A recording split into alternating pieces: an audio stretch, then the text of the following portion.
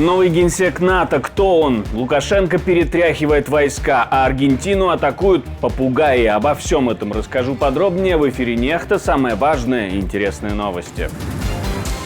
Беларусь снова внезапно проверяет боеготовность войск. К чему готовится Лукашенко? Военной и специальной техники к применению.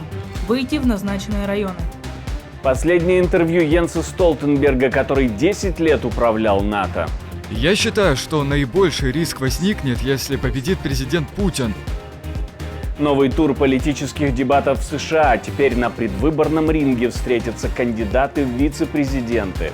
По сравнению с тем, что происходит обычно, оба этих кандидата на пост вице-президента довольно неизвестны.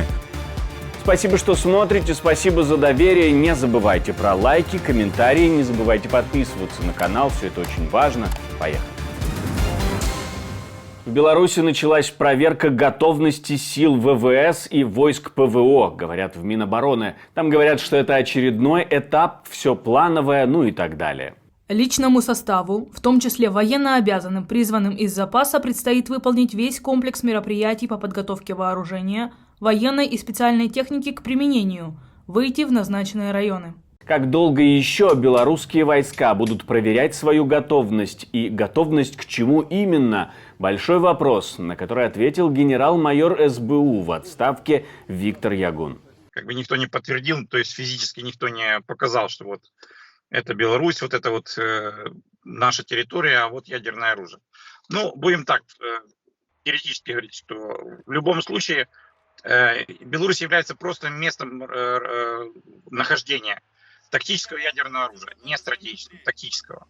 Что такое тактическое ядерное оружие? Это просто боезаряды, которые можно использовать в тех ракетах, которые так летят в сторону Украины. Это Искандеры, это кинжалы, это там различные крылатые ракеты. Военно-воздушные силы это в связи с постоянными залетами шахедов в последнее время, там действительно такая непонятная ситуация, что они вообще туда возвращаются, что это такое. И Беларусь, наверное, впервые за всю свою историю реально поднимает боевые самолеты, реально работает по объектам, которые непонятно, что там летают у них. Ну, это такое дело, это их не проблема, пускай с русскими разбираются. Изменения в доктрине России ядерной на самом деле ничего не изменило вообще, вот в принципе. Они могут там написать еще кучу всяких красных линий, но на самом деле они боятся сами себя. Тем временем украинские пограничники заверяют, что полностью контролируют границу с Беларусью. Это направление по-прежнему остается потенциально опасным, поэтому Украина продолжает наращивать свою оборону вдоль всей линии границ.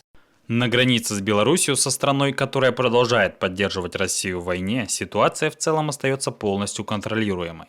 Все составляющие силы обороны Украины и пограничники ВСУ, Нацгвардия контролируют всю протяженность границы с Беларусью. Марк Рютте официально принял пост генерального секретаря НАТО, сменив Йенса Столтенберга после 10-летнего руководства Альянсом.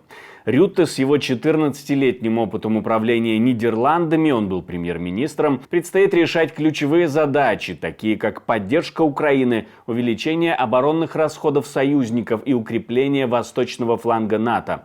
Особое внимание будет уделено давлению со стороны восточноевропейских стран, требующих большей защиты от России. Важной задачей также станет сохранение вовлеченности США в европейскую безопасность, особенно на фоне возможного возвращения Дональда Трампа к власти. Восточноевропейские союзники настаивают на дополнительных мерах безопасности, включая развертывание новых сил и систем ПВО. Как отметил бывший посол Словакии в НАТО Петер Батор, усиление восточного фланга Альянса будет одной из главных задач Рютте, поскольку численность войск НАТО на Востоке уже удвоилась после полномасштабного вторжения России в Украину. Но этого, по мнению ряда стран, недостаточно. Генсек НАТО должен уметь находить компромиссы, принимая решения на основе консенсуса стран-членов Альянса. Бывший пресс-секретарь НАТО Оана Лунгеску отметила, что одной из важнейших задач Рютте станет не просто достижение компромисса, но и продвижение Альянса вперед в условиях новых угроз. Ну а мы поговорили об этом назначении с человеком, который знает наверняка, как работают подобные структуры и как ими управлять. Экс-замглавы СБУ Виктор Ягун. Я думаю, что он даже в некоторых моментах намного жестче Столтенберга. Я думаю, что это человек, который на своем месте будет. Он, еще будучи на должности премьер-министра Нидерландов, неоднократно показывал свою приверженность миру, решению вопроса в войне с Украиной, с Россией. И его позиция в большинстве своем вообще была уникальная. Почему? Потому что никто не ожидал, что страна, которая более-не-менее всегда занимала какую-то такую, сдержанную политику в некоторых вопросах, касающихся каких-то там боевых действий, настолько четко показала себя в отношении помощи Украине. Кстати, первое такое серьезное испытание для нового генерального секретаря НАТО будет, наверное, Рамштайн, который будет проходить 12 числа. Он будет проходить в уникальность своей форме. Там будут представители, то есть будут главы государств, не министр обороны, не начальники штабов, там, главнокомандующие, а именно глава государств. Ранее страны НАТО рассматривали различные кандидатуры на замену Столтенбергу, включая британского министра обороны Бена Уоллеса, но его кандидатуру не поддержали в США.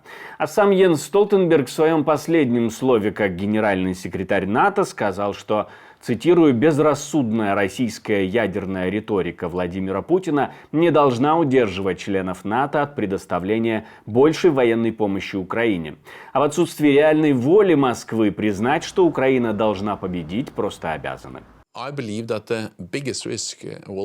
Я считаю, что наибольший риск возникнет, если победит президент Путин, потому что тогда будет послание, что когда он применяет военную силу, а также когда он угрожает союзникам по НАТО, он получает то, что хочет, и это сделает нас всех более уязвимыми.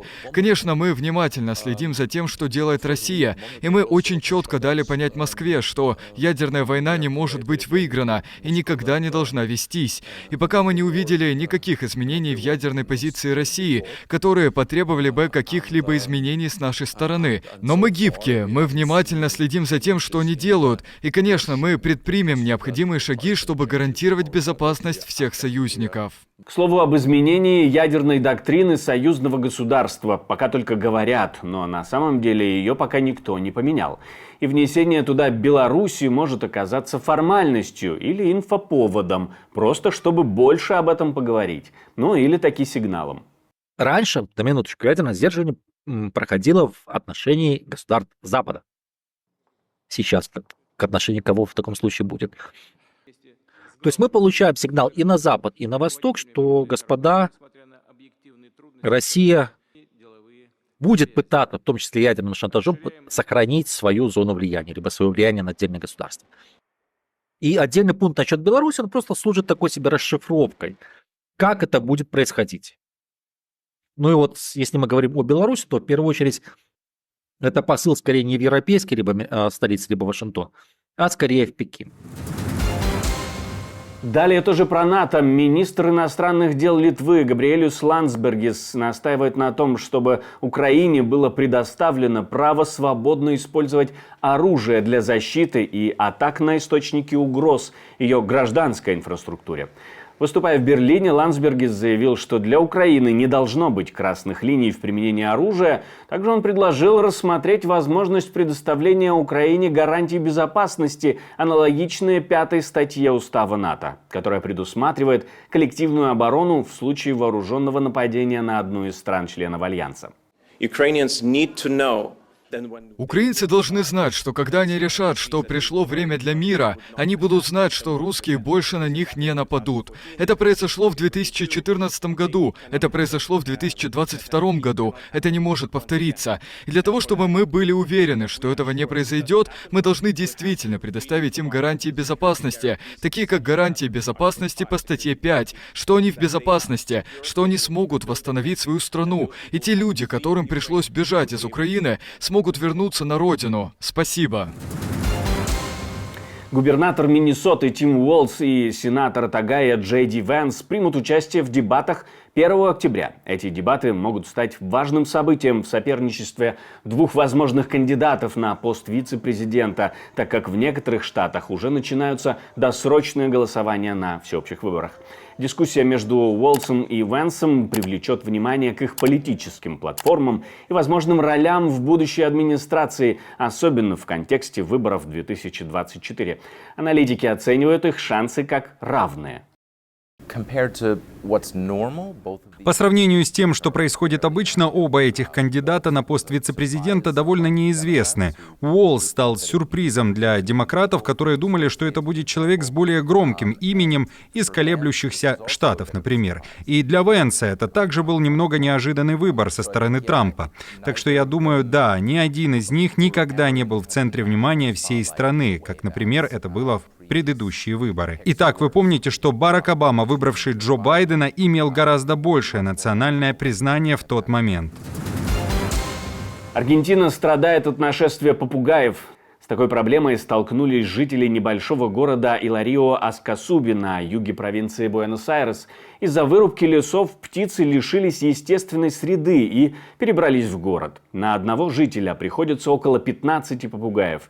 Пернатые шумят, перегрызают провода и загрязняют улицы, а еще разносят болезни. Местные власти пытались распугать птиц лазерными указками и хлопушками, но ничего не вышло. Мне остается добавить, что мы существуем только благодаря вашей поддержке, ваше спонсорство, донаты. То, что вы нажимаете кнопочку «Супер спасибо», помогает нам снимать новые и новые видео. Мы вам за это благодарны и призываем не останавливаться на достигнутом.